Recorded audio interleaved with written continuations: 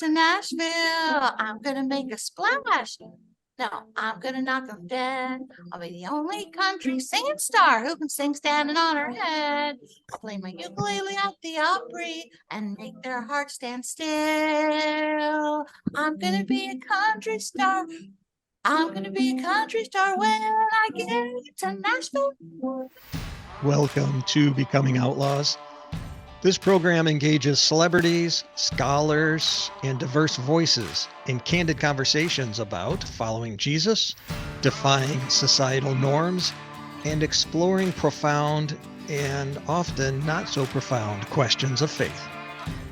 It's not often I have a guest who fits every one of those categories in this program. Victoria Jackson is a celebrity. I consider her a scholar. And if you don't, just try to go up against her and her Bible knowledge. You'll change your mind.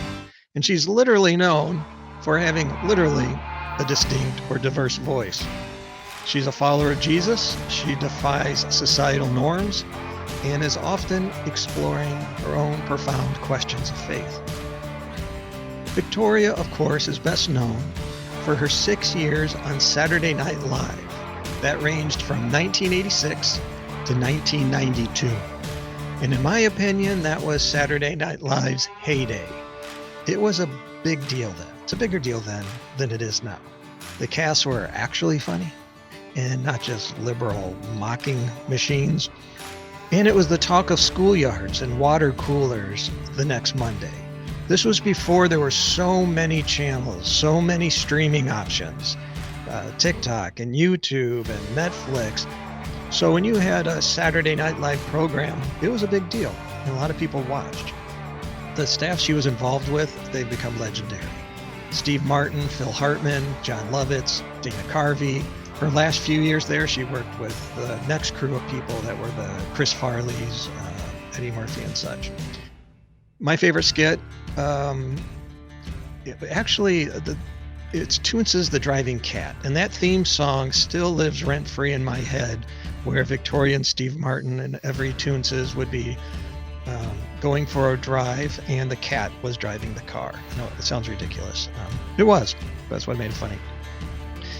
Before those years, she was a regular act on The Tonight Show with Johnny Carson, and once again, The Tonight Show is a way bigger deal than it is now. Pretty much, if you're on The Tonight Show, that could launch your career. If Johnny Carson did not like your act, you probably had to find another job opportunities and career choices. She was on there at least about 20 times, I believe, and then discovered by Saturday Night Live. And since her career has spanned television, film, stand-up comedy. As a matter of fact, back in that day, I used to enjoy Weird Al music. And he came out with a movie called UHF, and Victoria was the co-star. I think, played his girlfriend in that movie. But she is much more than a media personality. She's a person with a life who has ups and downs and daily struggles like we all do. But she's also a deep woman of faith. That's the side of Victoria Jackson I'm hoping to discover today. Counted among the outlaws, he said, "Come, follow me." People from all walks of life since have been becoming outlaws. I feel like I kind of know you because, you don't really know people just because you recognize their face from television, but in prepping for this, I've watched you talk with Beckett Cook, Chynna Phillips Baldwin, more personal things, some of your personal struggles or videos that you would put on YouTube. I've watched them. And then I actually read Lavender Hair, which I know the subtitle is for women with breast cancer or something. So I'm not obviously any of those things, but I would recommend that to anyone because it was so encouraging because that's a specific thing you went through, but everyone at some point has struggles. And I loved it because you're so honest, even with the struggles of your faith during it from day to day. And, it's not just I think you'd read a Christian book that just, it's all positive and it's all, you're like, well, I don't feel all positive. You almost feel disconnected. Well, maybe I'm not a good Christian, but yours was blatantly honest. I enjoyed that. You're making me cry. Well, it's true. Yeah, it's good. It had more scripture in it. The only other book I think that had more scripture that I've read is the Bible, probably. Wall to wall scripture. Yeah. It was very impressive. I enjoyed that. Goodness gracious, that touches me so much. Good. I'm sure it's touched a lot of women, but I'm just saying I think anyone could find encouragement out of lavender hair for sure. Oh my goodness. Life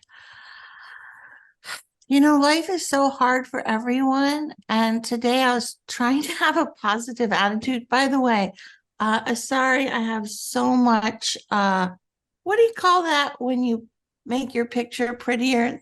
What do you call that? You got filters on? Filter. Sorry, there's so much filters on me, but I pushed a button that said make yourself prettier and it's way filtered. Why not? I don't look like this. I like this book.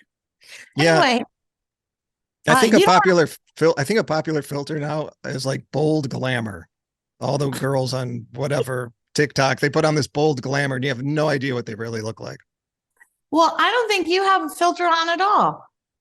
I don't, but I have a lot of powder so that I don't get shine from, like, I have 4 lights right here. So well, first I have to let it soak in all the nice things you said to me, because I have been so blacklisted so many times for being a Christian or whatever. And I know the Bible says that they will persecute you if you stand up for Jesus. And I know it says they hate us because they hated him. And I know that we can't whine here. We still have freedom of speech, barely. And we're not being torched as a Roman candle for, Nero. And we're not in those countries over there where people are actually having their heads chopped off for believing in Jesus. So I have nothing to complain about. But it does hurt my feelings when I lost 2 stand-up gigs this year, because I went to the town hall meeting and they were voting on the gay pride parade for my local little town in Tennessee. And this is the Bible Belt, but wherever there's government things, like especially downtown Nashville, but anything related to government, there's lots of liberals and anti-God people running it. But all the rest of the state is like super Bible Belt, it's crazy. Yeah. It's like, I wish Christians would go run for office, but I did once, and it was the worst thing I've ever been through. It was torture. The newspaper lied about me. They used a picture where I looked like this. Of course they did. On purpose, on the front page. They lied and said, I hate Muslims. And I'm like, what? They lied and said, she wrote an article because a Muslim moved into her neighborhood. It's totally a lie. And, so I lost these 2 gigs this year, and, it's nothing compared to getting your head chopped off, but it hurts my feelings because, my friends from Saturday Night Live, they're still milking the SNL connection. We're all 60 something and they're still doing stand up. And I love comedy. I love hearing laughter and applause, of course. And I miss it. A couple months ago, I prayed specifically, and I said, Lord, I really miss comedy. I really miss laughter. And he just dropped into my lap 4 funny roles with super great people, 3 low-budget Christian movies. 4, if you count last year, 4 low-budget Christian movies, super wonderful people on the set praying, instead of the set in LA, New York, where they say the F word in every sentence, which I got used to. But now I'm like, hey, nobody's saying the F word. What's going on? Creative people who aren't saying the F word. And he let me be in 2 music videos. One is for Unspoken. It's called Love is Everything You Need. And one was for Mason Douglas, and it's called I Miss America. I saw that one. Yeah. So God's like, oh, you want to do comedy? Nice. And I'm like, thank you, thank you. And then I get to be on Huckabee this Thursday and I get to sing a ukulele song. Now my biggest problem is trying to figure out which song to sing because I'm making a new CD because I can't help it. This creative gene that I have, it's probably from my dad. He was a gymnastics coach, but he was always sitting in his little chair with his little machine, his little 8 millimeter machine, watching Olga Corbett's balance beam routine over and over and over.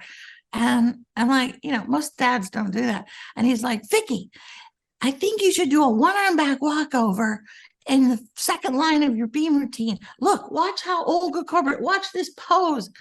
I mean, if that's your dad, then I guess you grow up like this. Yeah. Well, let's figure out your ukulele song. Let's get that dilemma. We'll help you out. What's your favorite one? What do you like to do the most? Which one do you inside makes you laugh? Well, I already did on Huckabee my favorite new one. It's a broken world, baby.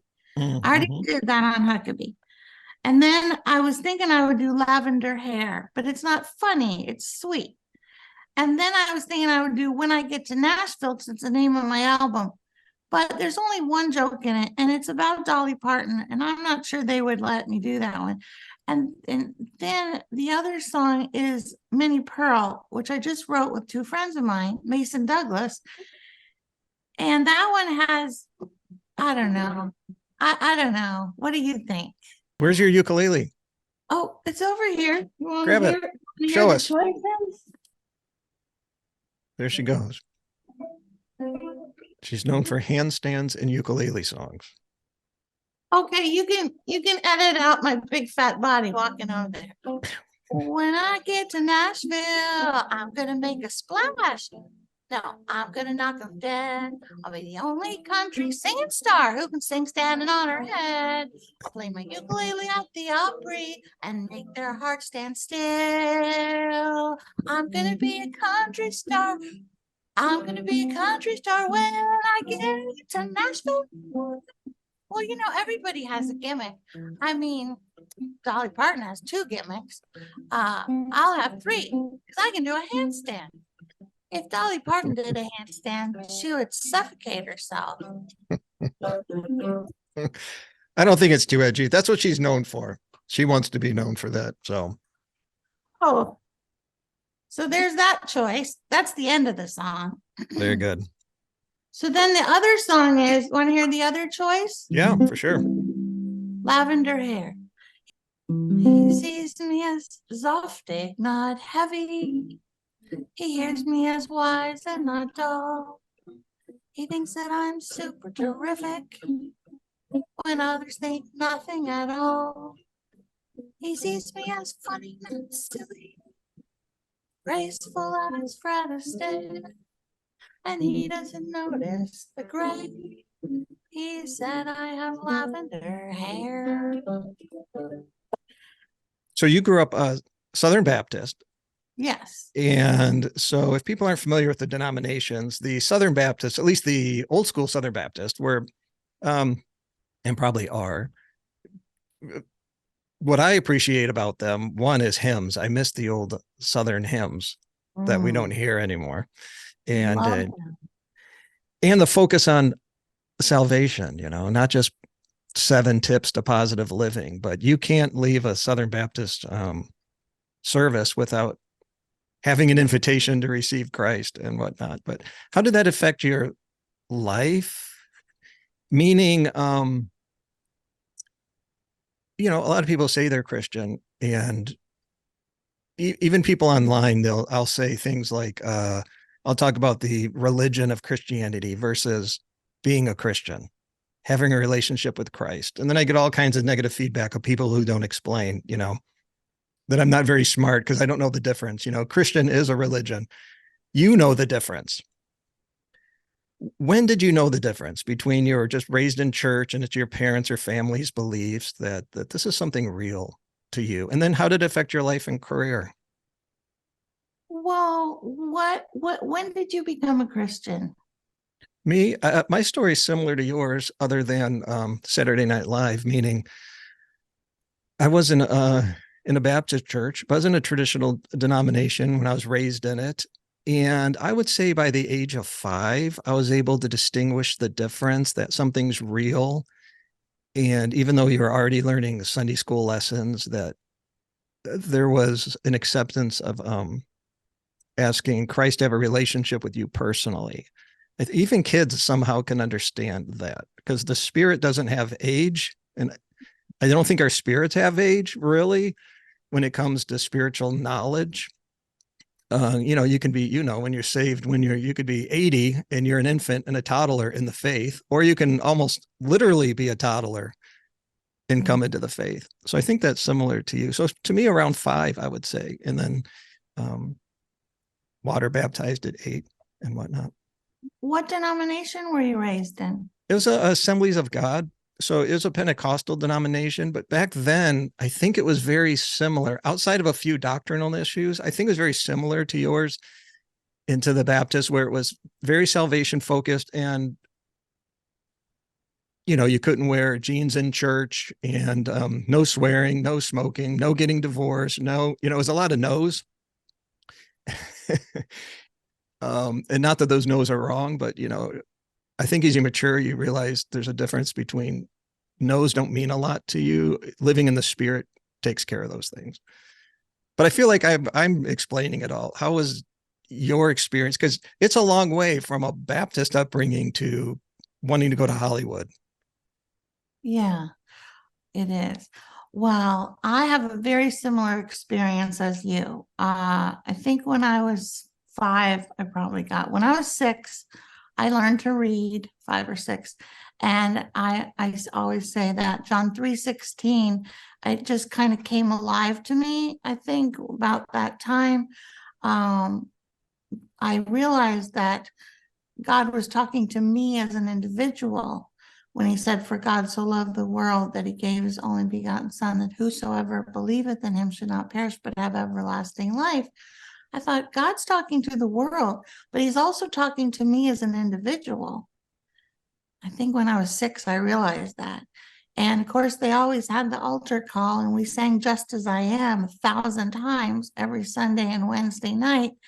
Mm-hmm. And so when I was 6, it was like a light bulb went bing. And at home, I said to my dad, "Daddy, would you kneel by my bed with me? I want to ask Jesus into my heart." And he's like, "Sure." And I remember thinking, they have lots of different words for it. Accept him as your personal savior, the Lord of your life, let him in your heart. But I got the concept. And I think you said it so eloquently that a child, however you said it, there's no age for spiritual growth or what. I mean, I totally understood the gospel with childlike faith, and I completely understood it. I knelt down. I asked Jesus to forgive me for my sins. I could only think of 2 because I was 6 years old. I thought, well, what are my sins? I was mean to my brother 2 times. But I knew that I got the concept that I'd probably be sinning in the future. And that Jesus died on the cross for that. He rose from the dead. He wants to be with me forever. My sin separated me from him. When I went to Bible college when I was 16, our preacher, A. Ray Stanford, he used to go, "Here's you and here's your sin, and your sin separates you from God. So Jesus came and died for your sin so he can be," anyway. But he used to do it with his wallet. He always took his wallet out. Dr. A. Ray Stanford. But anyway, so yeah, I mean, I totally got it. And then it, of course, affected my life a lot. When I was 8, I heard a sermon about whom shall I send? Who will go forth? In Isaiah. And the preacher said, "Whoever wants to say, 'Yes, Lord, here I am. I will tell the gospel. I will go into the world and tell the gospel as you commanded us. And so I went forward when I was 8. And I remember thinking, Lord, please don't send me to Africa because it looks really scary. Lots of snakes and everything in the missionary videos. But instead, I ended up at Saturday Night Live in the halls of 30 Rockefeller Plaza. And I remember walking alone down the halls. I was alone a lot. And thinking, wow, well, this is my mission field. Very funny, Lord. It's not in Africa. There's no jungle animals here, but there's metaphorically, And so I have a lot of stories like Al Franken. Well, this is the way I remember it. He came up to me in the hall one day and he said, Victoria, can I talk to you for a minute? It really offends me that you act like a ditz because I heard you talking at the meeting and you're actually very intelligent and it just kind of offends me. And I was like, oh, I'm sorry. I guess maybe maybe it's my voice, they said I have congenital palatal insufficiency and it's genetic and air comes out of my nose or something. I don't know. Or maybe it's because I'm overcompensating. Maybe I act like this because I'm overcompensating for what I'm really thinking all the time, which is that everyone's dying and going to hell, and I'm supposed to tell them about Jesus. And his face was like white. I was like, and he slowly walked away. Yeah. And I've said that story before, and they asked him about it, and he said, I don't remember it that way. Anyway, that's how I remember it. And he used to write some things that I was in. One time he wrote about term limits, and I said, what's term limits? And it's funny because now he probably wouldn't be for that. I don't know. But yeah, so the reason I got in show business, it's kind of an interesting story. My dad was in vaudeville. He was an acrobat, a tumbler, a gymnast. He was juggling, jumping on the trampoline. And he went from a chubby little kid who people made fun of, roly-poly. And in high school, he determined to not be made fun of anymore. And he tried all the sports and he failed at all of them. When he went in the gym, he said all the men were in white and they all had a dimple in their chin like Kirk Douglas. And they were doing flips in their tight white outfits and their little slippers. And he said, it was like, oh, that's what I want to be. And he said he held on to the bar and he couldn't do one pull-up. And he said, my fingers went like this and I slipped off the bar and fell. So that summer in Chicago at Montrose Beach, he went every day to the chin-up bar and he tried to do a pull-up. And at the end of the summer, he had one pull-up. And he became a phys ed teacher and a women's gymnastics coach. And so that was my whole childhood, competing, being a leotard, being in the gym, standing on his head. It's a kooky childhood. Meanwhile, he's Baptist deacon and we're in church 3 times a week. I'm in a Christian school and my dad's like, hey, Vicky, volunteer to do your balance beam routine at the pep rally. And I'm thinking, well, they won't even let us wear cheerleading skirts that are more than 1 inch above the knee. I don't know how they're going to deal with a leotard. That's like naked. That's like being naked. And so there was this, thing. My whole child was like, and then he asked the school, they said I could not take dance lessons. And he went to the principal and said, she has to take ballet for her gymnastics. And they're like, so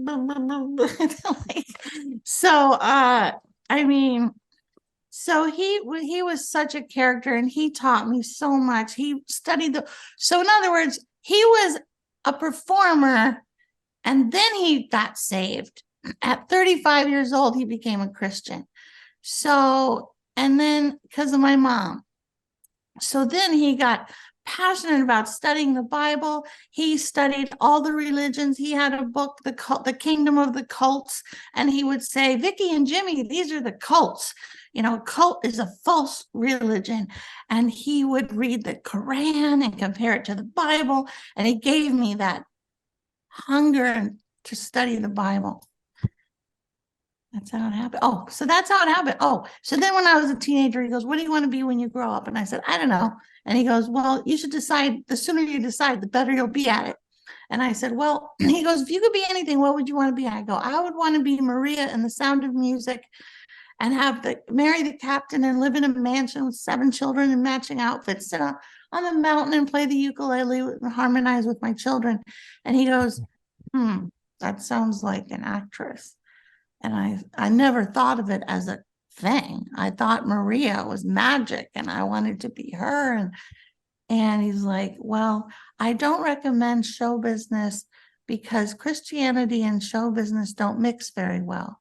But if that's what you want to be, give it 100%. That's encouraging. So I did.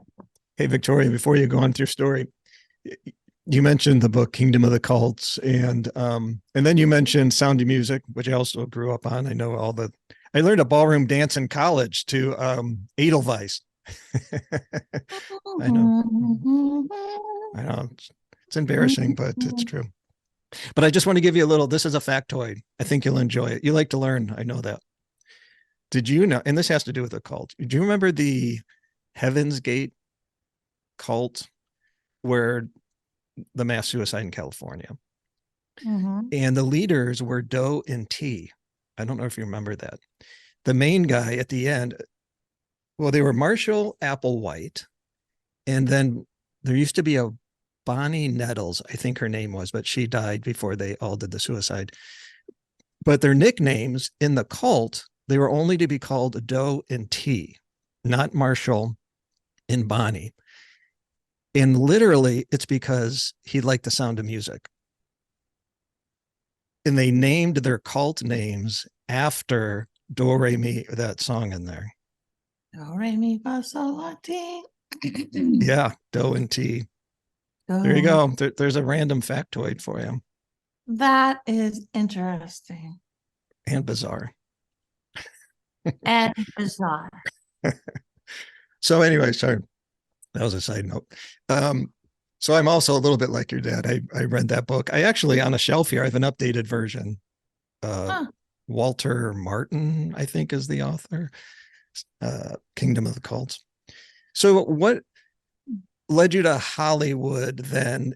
And what I'm really interested about that leap is you have gymnast skills and what do you do with them? There's nothing to do with them.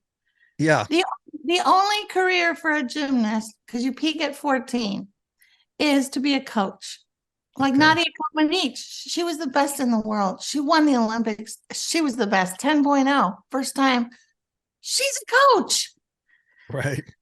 But you did it. You outbeat Nadia because you actually made a career doing handstands. I recently watched, watching clips, getting ready to talk to you, ran across the Johnny Carson. I think it was a really, really early one. You were singing, I forgot the Angry Woman. You were singing Angry Woman. I'm an angry woman. Yeah. I got a stick in my hair. Yeah. And you'd randomly start doing balance beam stuff. And it really made no sense. But I think that's why you couldn't get your eyes off of it. You couldn't stop watching. Thank you. It is on YouTube. It's in black and white because Jim McCauley, the talent scout, who discovered me, I did my first Johnny Carson doing handstand poetry because I didn't know how to write jokes. And I thought at least people won't take their eyes off me because they'll be wondering, when is she going to fall down from her handstand? So Johnny Carson liked it. So they said, he wants you back, but it has to be something good. I go, I only have my B material. My first 6 minutes, Johnny already saw. So they let me do my B material. The third time they go, he wants you back and he wants you to sit on the couch, but it has to be something really good. I go, I got nothing. So then I started thinking, well, something really big. What if I learned my balance beam routine again? Because now I was 23 and I peaked at, probably 17. So I went to the gym for 3 months. So it wasn't random. Went to the gym for 3 months, got some of my tricks back, made up the song, And then I did it, and that was one of the things I'm most proud of, because it was really hard, and the balance beam's 4 inches wide, and I was old, and but I was a baby compared to now, but can't do it anymore. Anyway, yeah. So there's that. Yeah, I've seen the fact that singing. you casually said, did you call it handstand poetry? I mean, Yeah. I don't think that's a career category you probably learned in school that you're going to pursue. Going back to Nadia, you're right. So when I had all these skills with nothing to do with them, and I'm in LA, and all the homecoming queens of America are in LA trying to be the next Marilyn Monroe or whatever. Because my theory is that people go to Hollywood who have nothing to lose. Like my friends who had really like a lot of money, or really, my high school sweetheart was supposed to marry me, and I would have been happy living in the suburbs, lower middle class, married to a cop. But his dad said we weren't allowed to get married. We were too young. So I was like, well, I can be a secretary, go to college, quit, type, go back to, which I sort of did my whole life. Or I could go be a secretary, and wait for him to graduate, or I could be a secretary in LA and chase my whim of acting. So anyway, I went and chased my whim. That was the only time I thought I could chase a whim, because I knew I'd be married with children someday. But I'm rambling. I could talk forever. It was a great adventure, and God was with me all the time. And some of the things were hard because, I had to turn down. They always want you to be naked when you're in your 20s. Every audition, lots of them. But now that I'm 60, it's not a problem. And 64, it's not a problem. Nobody asks me to be naked anymore. That's my little joke, but it's true. But like I auditioned for movies, and I kept getting bigger parts and bigger parts, and then you're like, will you sign this clause of partial nudity? And I'm like, oh. Actually, the movie I love you to death, that Lawrence Kasdan directed, The Big Chill, Lawrence Kasdan.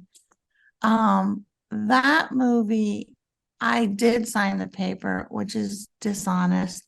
And when I got to the set, I said, Lawrence Kasdan, I can't be naked. I can't act. I can't. I'm a Baptist. I'm a Christian, and I'm sorry. And he's like, like, and when I auditioned for him, Christopher, I'm on an interview. I'll call you back. When I auditioned for him, I had to cry. I don't cry on cue good. I made myself cry, and I really wanted to be in it. But anyway, it worked out fine. Kevin Kline said, he was in the scene. He goes, I'll be naked. I'm thinking, you don't have to show nudity to know somebody slept with somebody. So they put me in a big man's t-shirt, and did the scene in a big man's t-shirt, and Kevin Kline showed his butt naked for a little beep, because that's what the director wanted, a little nudity beep. So Kevin Kline was a gentleman. So there's a gray area. I was the breadwinner. I was married to a guy then, fire eater, didn't make any money, had a baby, but I just couldn't be naked. And then it came up in another movie. They're like, well, you just show your butt, and so yeah, right now in Hollywood, there's so few roles that I could even audition for, because everything on streaming is like shows called Lucifer. Everything has a homosexual agenda. Everything has nudity. Everything has like soft porn. I mean, what in the world could I even audition for? So it is hard to be in show business and be a Christian. But now the movement of Christian movies is rolling along. They are known for not being good, but they're getting better. And I prayed for a long time. I was like, Lord, please make the Christian movies better. And now I live in Nashville, and I'm starting to get parts in these movies. And it's sort of like Lord going, okay, well, you make them better.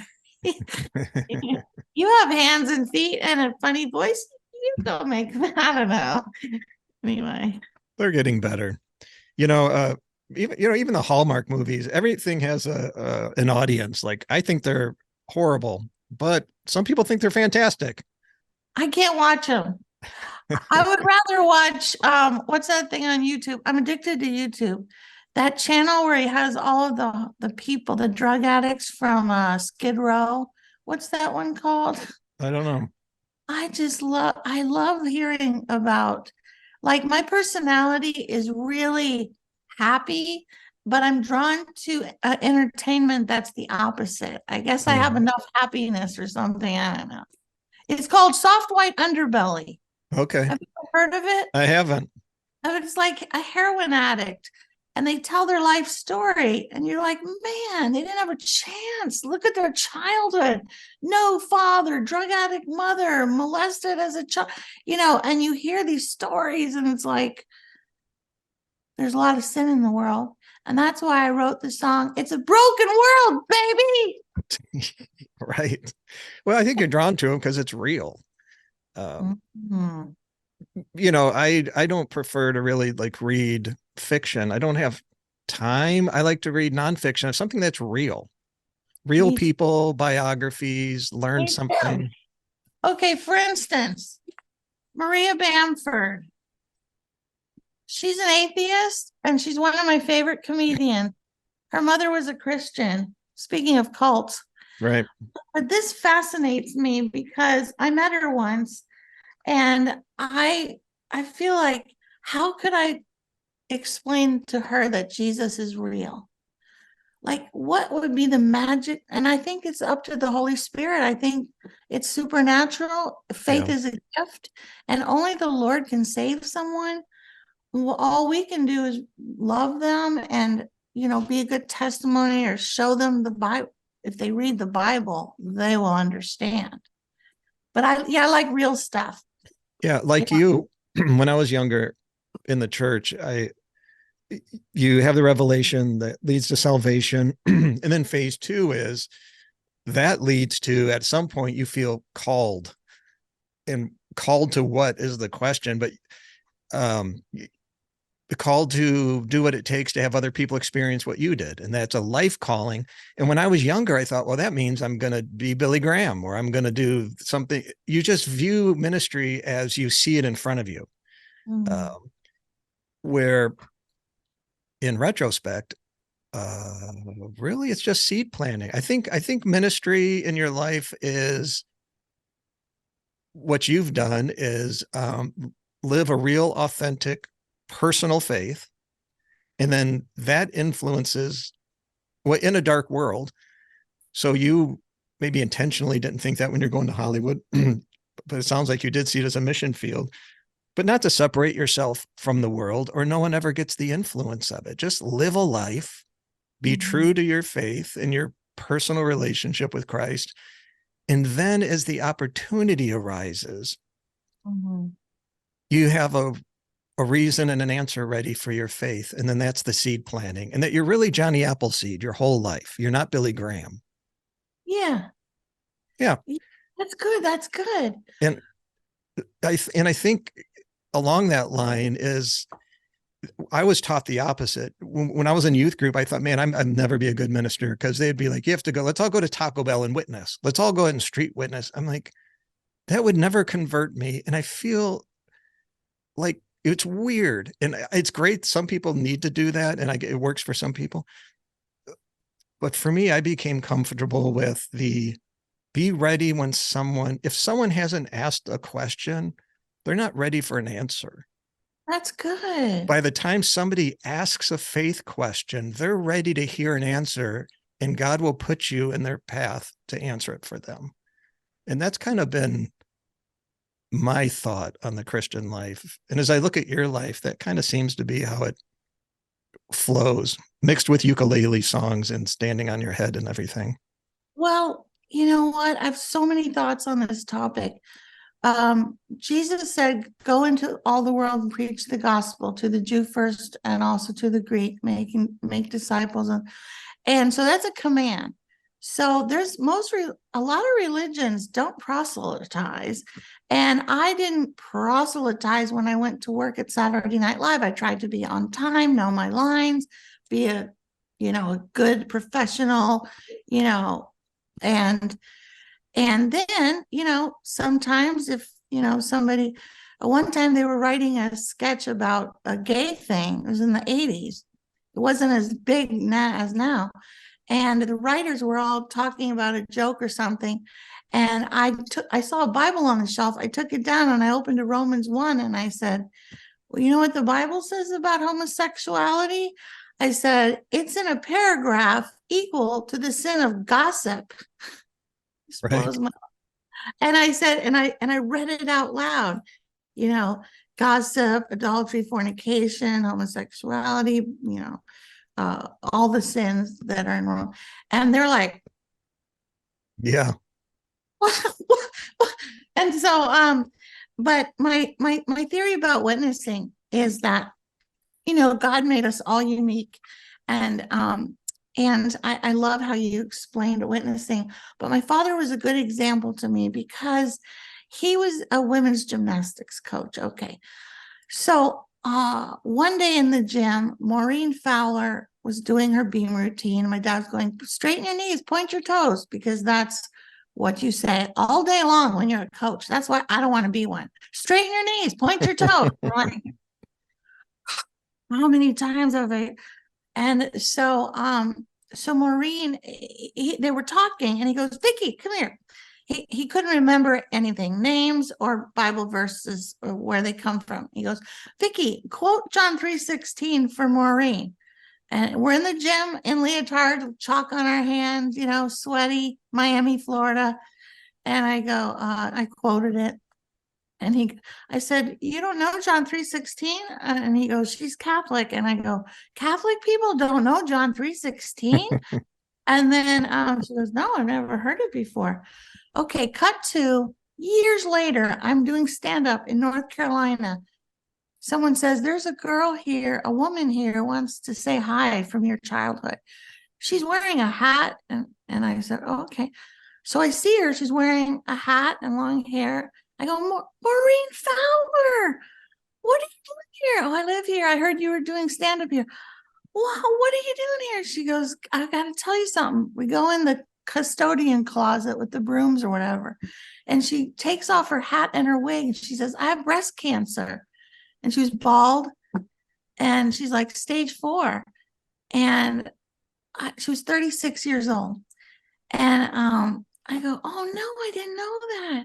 And she goes, I want to get a hold of your dad because I want to tell him that he was the first person who ever told me about Jesus. And I've accepted Jesus as my savior this year, and all my children have. And I said, Maureen, that's fantastic. And so as she was dying, her husband would not let her read the Bible. She called my dad a couple times and said, thank you for being the first one who told me about Jesus.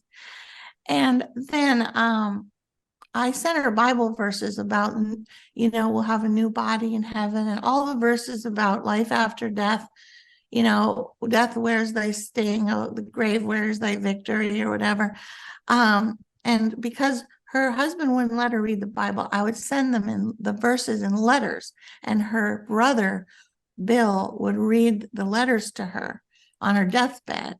And so I got to see how my dad was a missionary and a preacher, and because wherever a Jesus follower goes, a Christian, of course, as you brought up before, is not someone who was born in America or is not a Muslim. Right. A real Christian is someone who is it means little Christ, I think. Doesn't Christian mean little Christ? Yeah, little anointed ones. Oh, yeah. Mm-hmm. I'm blurry. I think I had a sticker up here. Anyway, so, the Lord, I mean, we're missionaries wherever we go, whatever we're doing. We're missionaries. We're either bad ones or good ones. If we are Christ followers, if we are believers in him. And I'm so glad you brought up the question, what is a Christian? Because a friend of mine the other day what's her name? Sandy. She goes, someone said, "Are you a Christian?" She goes, "Of course I'm a Christian. I'm not a Muslim." And I Right. was like, oh my goodness, I gotta tell her what a real Christian is.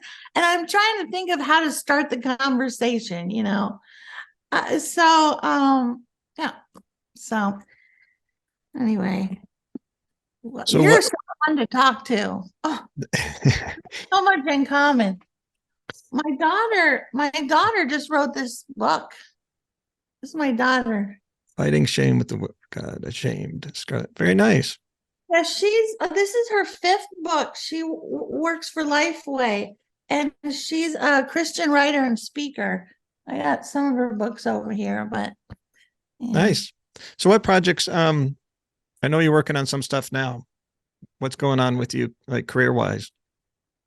Well, career wise, as I said, oh shoot, I have to do one thing. You can leave the record going. I think this is funny and interesting. All right. Okay, this is very interesting. Chynna Phillips has oh, my my Bible babes. Okay, I'm in an interview right now, and Chynna Phillips started a YouTube called California Preachin', because her mom and dad were the mamas and the papas, and they wrote the song California Dreamin'. Chynna's on fire for the Lord. I've It's seen so a couple cool. episodes. Yeah. And her Well, husband is one of the Baldwins, right? yeah. So Billy Baldwin. So Okay. hold on, Bible babes. So I'm in an interview. It's kind of overlapping because I was a little late. Sorry. Okay. So anyway, Chynna started a group called California Healing. And there's like 4 groups of women now. We call each other every day at noon and read the Bible, 4 chapters, too old, too new, out loud to each other. And it's 12:04, and they're waiting for me to read the Bible. But Bible babes, that's what Chynna calls us. You go on without me, okay? And I'll be there tomorrow. Okay. Hey, Yeah. I love you guys. I think we're in Numbers 4 and Romans 4, but Amy would know. Yeah. Okay. I love you. Bye. Can't miss my Bible Bay meeting. Yeah. Well, do you want to go take that? I've had you for a long time. I want to still talk to you, but that's up to you. No, let's keep going because Okay. I'm there. Okay. Okay. All right. So I was going to talk about projects that you're currently working on. Christmas movie or something? Well, I just did one with Logan Seculo. It's called Jingle Smells, and it's a comedy. And I played a political activist liberal, and I was screaming these big words. It was hard to memorize, but then I got there and it was all on teleprompter. I was like, whoo. And then I got to play a principal in the movie Into the Spotlight, and I'm just so grateful the Lord's letting me do that funny stuff. And then on the side, I do my music stuff. I'm on Huckabee this Friday, so I'm trying to figure out what to wear. That's the hardest part. What to wear and what to sing. Yeah, and then I'm also in community Bible study. We're studying Samuel right now. So I got to do that or I'll get behind. Very good.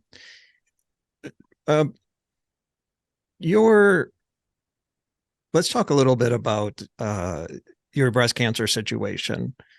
Just in the terms of, what did it do to your faith? Or are you the same person now as before that?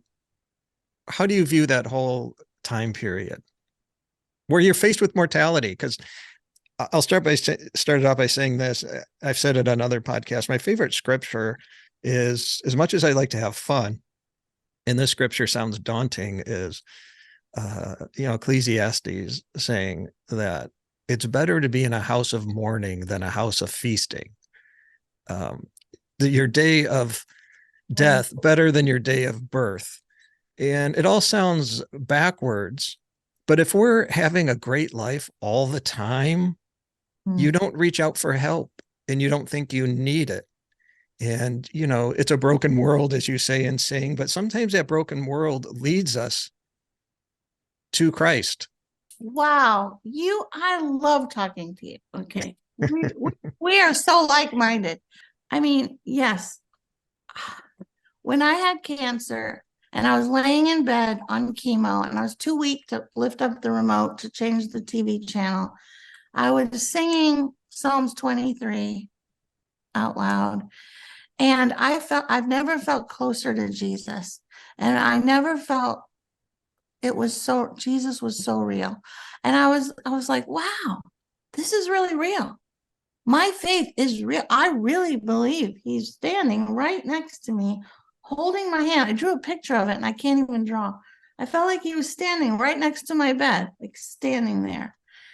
And the Bible, the words were so real. And, first of all, I was beating myself up because, my dad taught me when I was little, don't drink and smoke, don't overeat, that leads to a lot of diseases. And I drank a lot of wine in my period being trapped in the Miami suburbs for 18 years raising my kids, which I hated living there. I gave up my career for him, and that was hard. It's just sipping wine. No DUIs, nothing like that.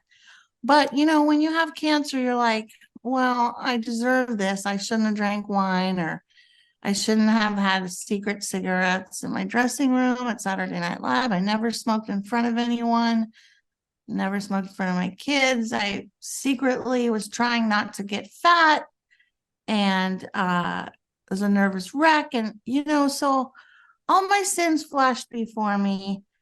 And I was like, Lord, I'm a sinner, that's why you died on the cross. But it says the wages of sin is death. So there's that. I mean, you can't smoke 5 packs a day and go, why do I have lung cancer?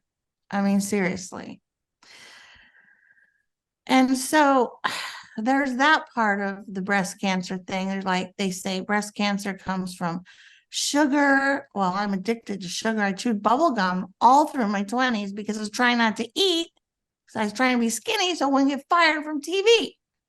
So you got sugar causes cancer, and alcohol, and they're very chemically related. And and so, but I do have friends who never drank alcohol and they have breast cancer.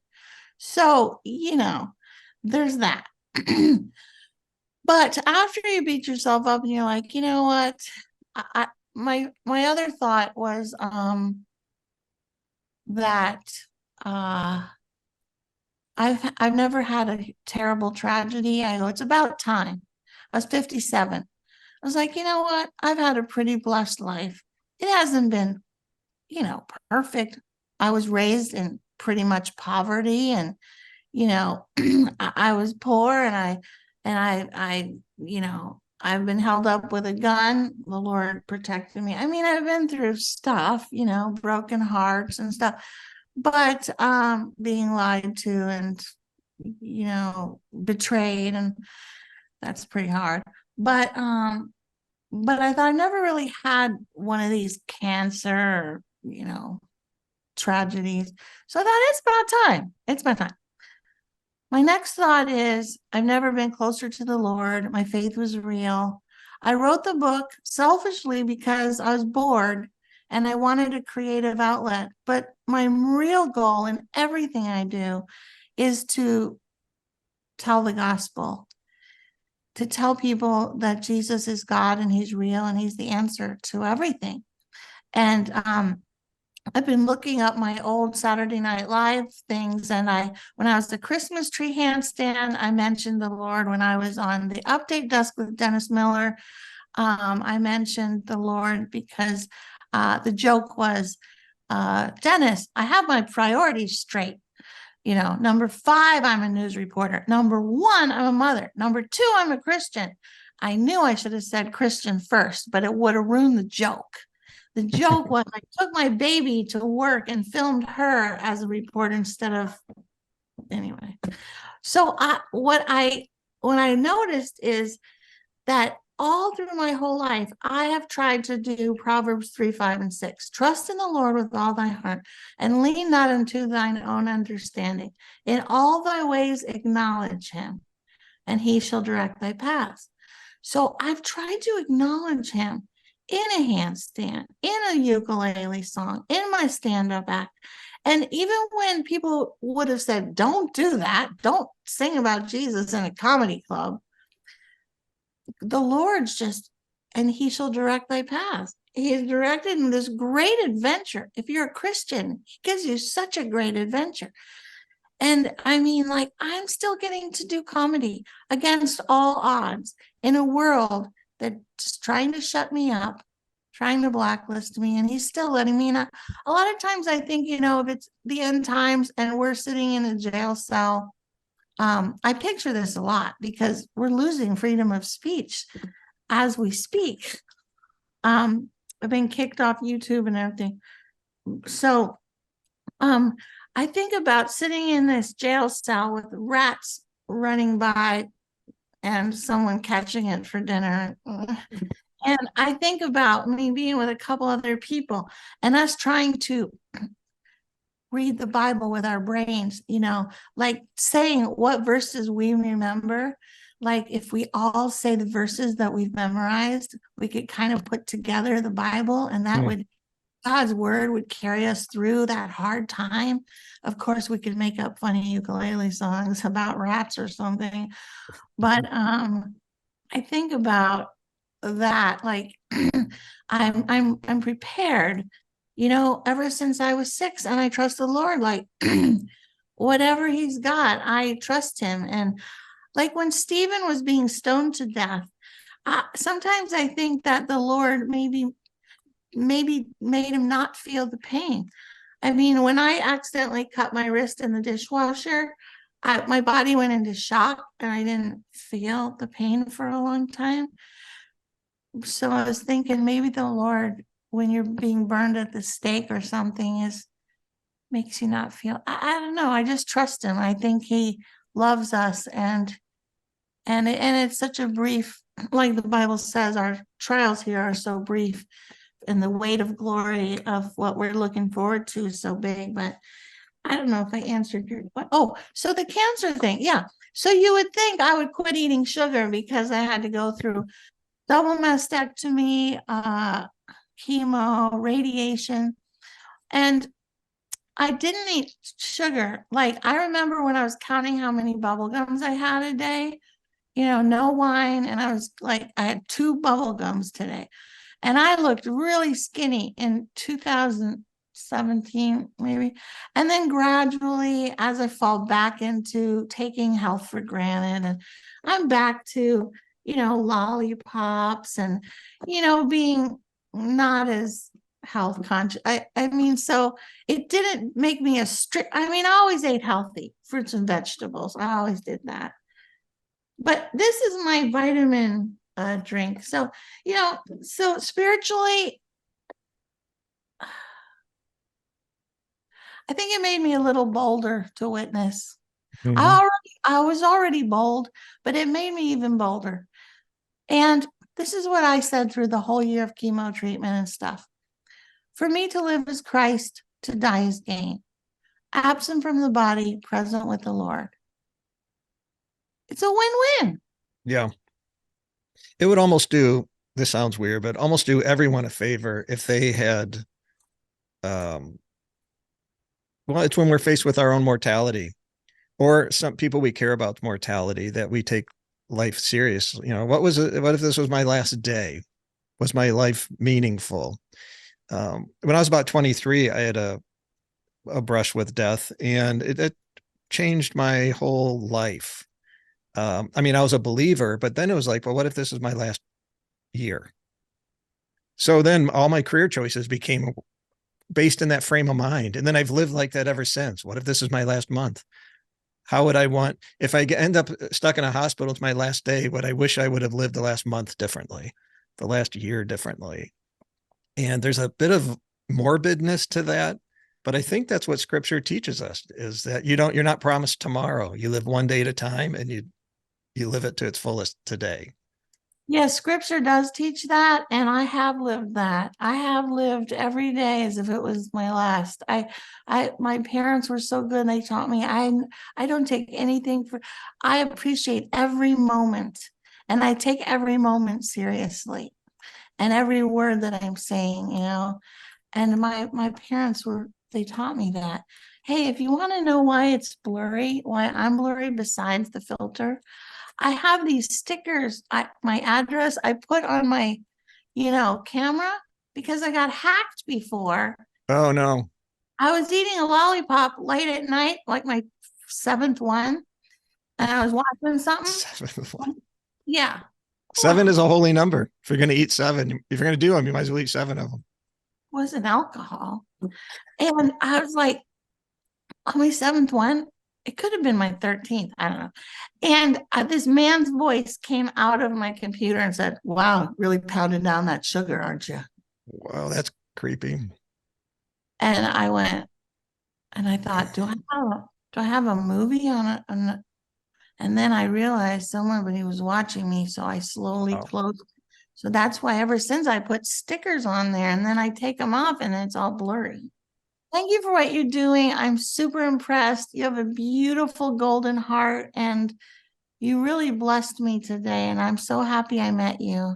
I'm glad. Thank you. Well, I've heard you tell Beck Cook you wanted to be best friends. I'm thinking, I want to be best friends with her, because every time I'd hear you talk, I'm like, that's how I think. That was my life, You're So. totally, we're best friends for life. Okay, perfect. That's it. Counted among the outlaws, he said, come, follow me. People from all walks of life since have been becoming outlaws.